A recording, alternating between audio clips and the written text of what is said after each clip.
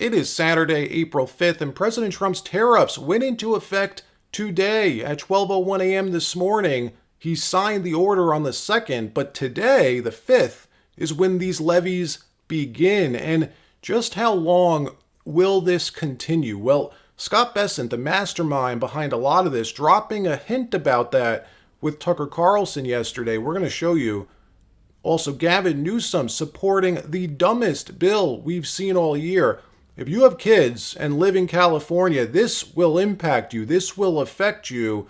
We'll explain. And the Supreme Court weighing in, taking a stand against these activist left-wing district court judges, setting the precedent going forward that local judges issuing nationwide injunctions isn't acceptable.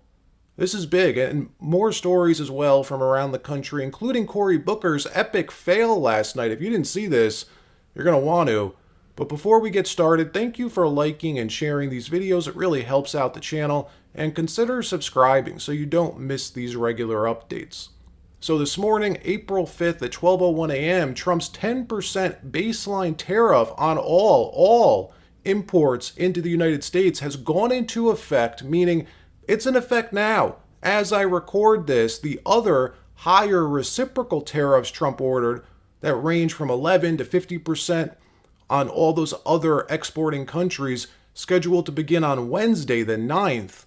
The establishment class in D.C. melting down over this, huge pressure coming to bear on Trump and his economic advisors to reverse course, to announce some kind of wins over the weekend.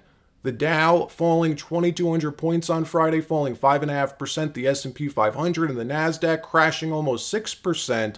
The VIX, which tracks fear in the markets, jumping 50% in a single day yesterday, hovering around 45 at the close. Already, we've seen this masterclass of fear-mongering from mainstream media. CNN sending Jim Cramer, of all people, out to urge their viewers to dump their stocks. Ridiculous. Only on CNN. Watch. Over and over again, the president said, listen, it's going to be reciprocal. So you do it, we do it. And that was going to be so good. And I really believed in it. And I feel like a sucker tonight because I am not a free trader and I do not believe in free trade. And I was just as tough, if not tougher than his people. But they screwed it up and they did it a totally ill-advised way. And I was very let down as someone who really, truly believes that free trade is awful for the American working person. This is what they came up with. Jeez, come on, have some gumption, have some math. Now, how long will this last? Well, not forever. The goal here is to get free trade, real free trade. Before today, it wasn't fair at all. It still isn't fair. We've had 0 tariffs imposed on other countries, but they've all been tariffing us. This is very simple. People in China have never seen a product stamped Made in America.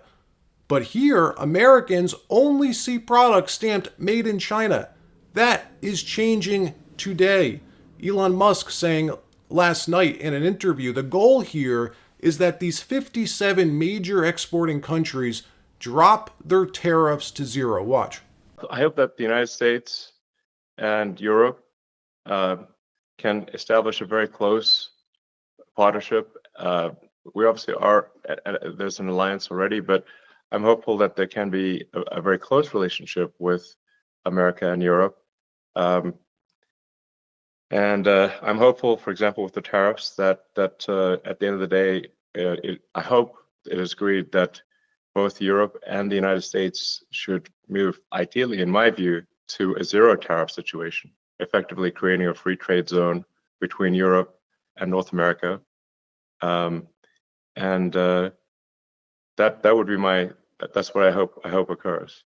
And also more freedom of people to move between Europe and North America, if they wish. If they wish to work in Europe or wish to work in America, they should be allowed to do so, in my view. So that has certainly been my advice to the president. Now here's the important part. Why Trump and his team are so confident. Because if these countries don't do that, if they don't remove their trade barriers, then that's fine as well. The United States is the largest importer in the world, by far, not even a close competition. We import around $3.2 trillion of goods annually. You know what that is by day? That's $9.2 billion with a B of goods daily. $9.2 billion a day, which means the 10% base tariff that went into effect this morning equates to around $920 million a day going into the TGA, the Treasury General Account, America's bank account. That's starting this morning. You don't hear corporate media talking about that. I haven't heard anyone mention that.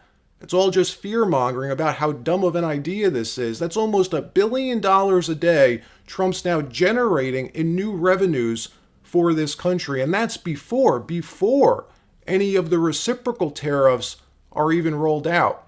Yesterday, Tucker Carlson interviewed Scott Bessent, Trump's Treasury Secretary. Really smart guy. He's the mastermind behind a lot of this economic policy. Trump brings the vision, what he wants to accomplish, and this guy, along with Trump's other economic advisors, formulate the policy. Well, in this interview, Bessent lays out the goal with all of this.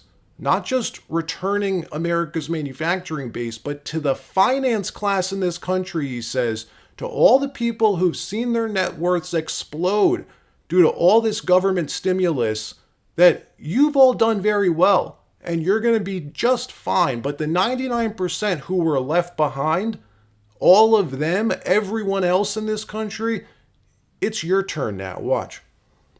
I'm not happy with what's going on in the market today, but the distribution of equities across households, the top 10% of Americans own 88% of equities, 88% of the stock market.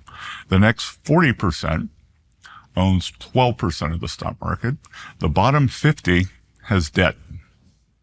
They have credit card bills, they rent their homes, they have auto loans, and we've got to give them some relief.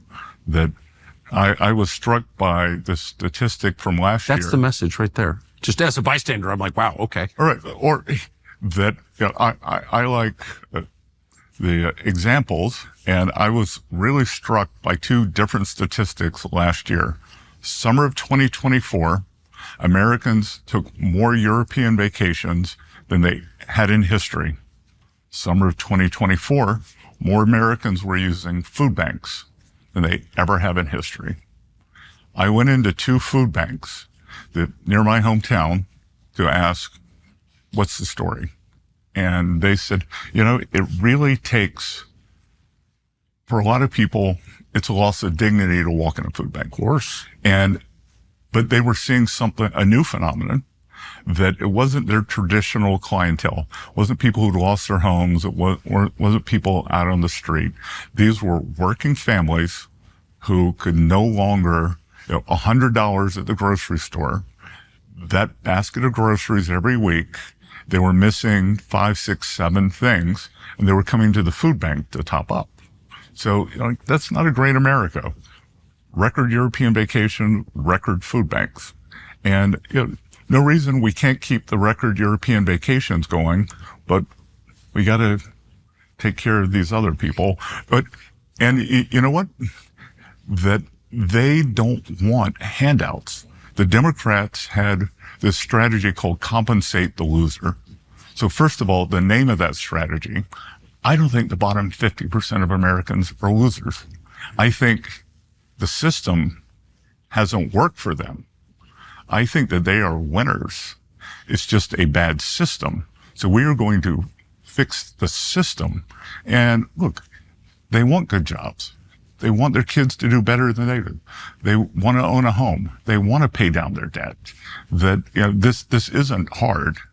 And, I think that we can do this in the next 4 years. Would it have been really fun for me to come in and just keep issuing a lot of debt? And, it's almost like a bodybuilder is taking steroids. Outside looks great. You're muscular. Inside, you're killing your vital organs. Yeah. That's what was going on here. But it would have been easy to keep pumping up the economy, borrowing a lot of money, creating a lot of government jobs. There was no controversy when we're doing all that.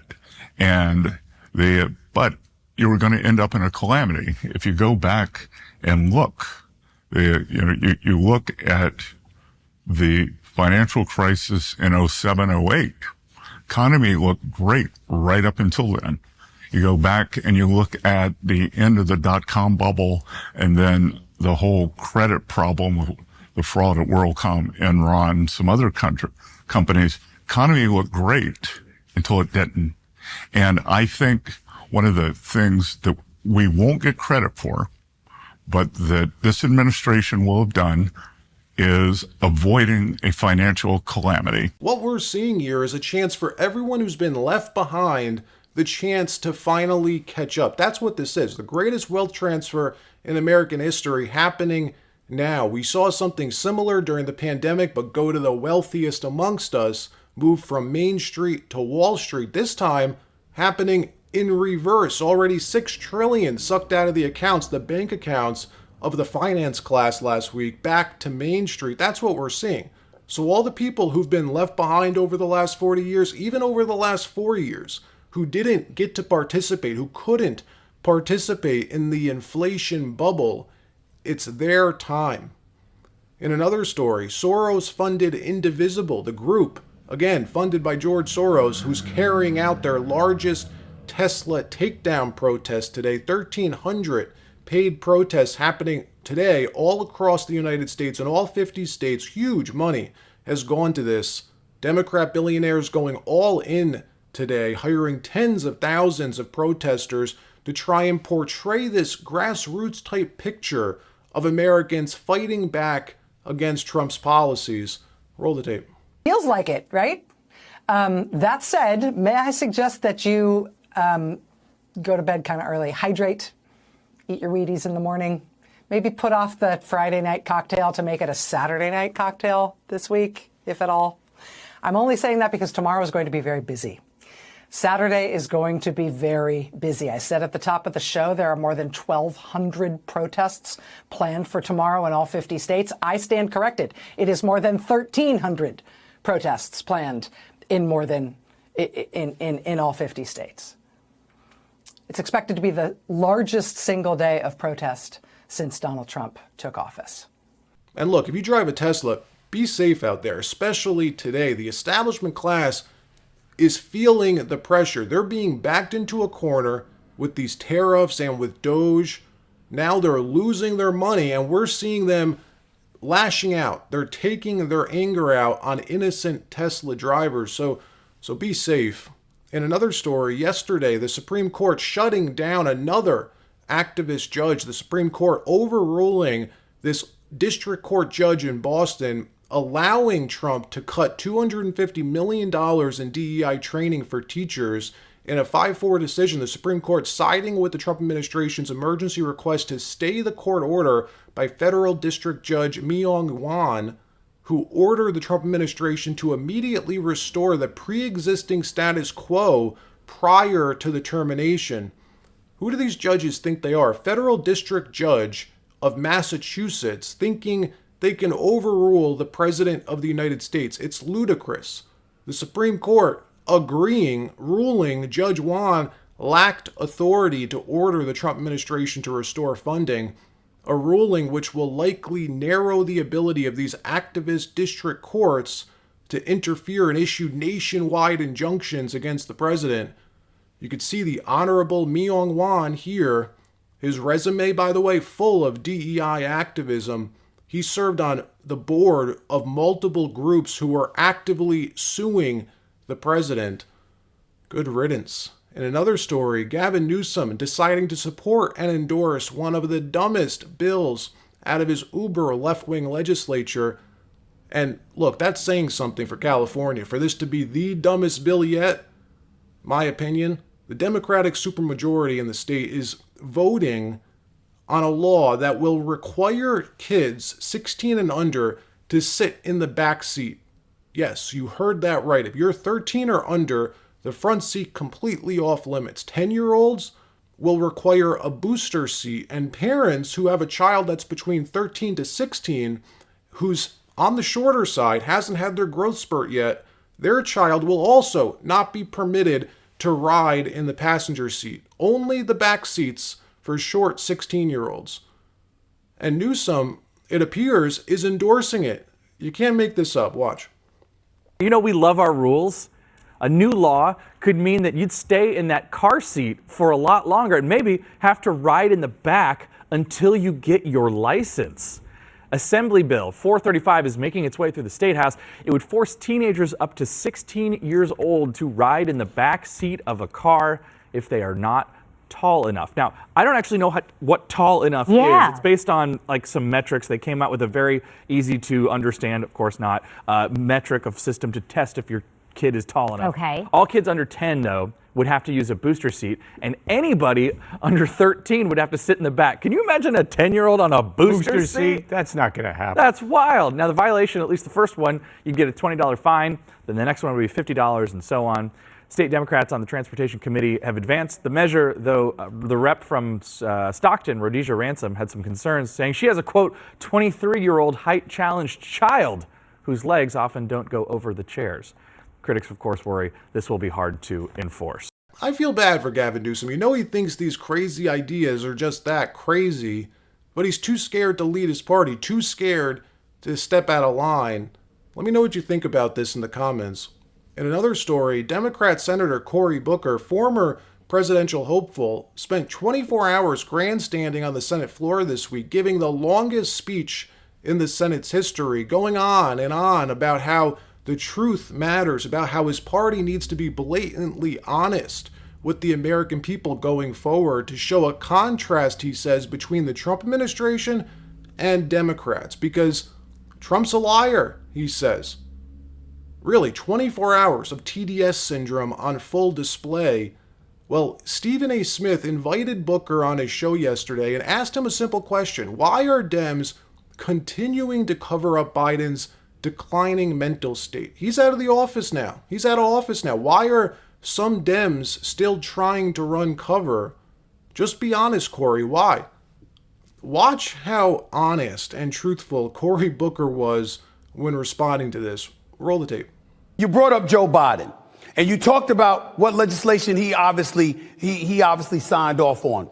I asked this question. What about people that look at the Democratic Party right now and said, you know this man was debilitating, and you have the Republicans leaning on the fact that you hid that from the American people, and they think that that plays a role in things that are being held against you right now as a party. To that you say what? Well, I don't even know why that's an issue. I talked, by the way, Joe Biden called me today. He sounded very corpus mentis, got very argumentative, not argumentative with me, but very fired up when he was talking to me. I don't know, man. Right. I never saw it. And this man would literally call me up to discuss policy.